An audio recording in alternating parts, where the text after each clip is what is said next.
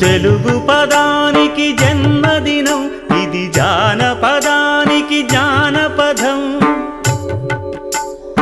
ఏడు స్వరాలే ఏడు కొండలై కలసిన కలియుగ విష్ణు పదం. అన్నమయ్య జననం, ఇది అన్నమయ్య జననం, ఇది అన్నమయ్య జననం.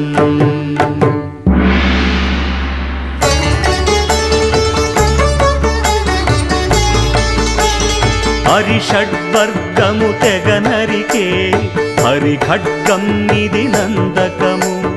బ్రహ్మలోకమున బ్రహ్మా భారతి నాదాశీసులు పొందినదై.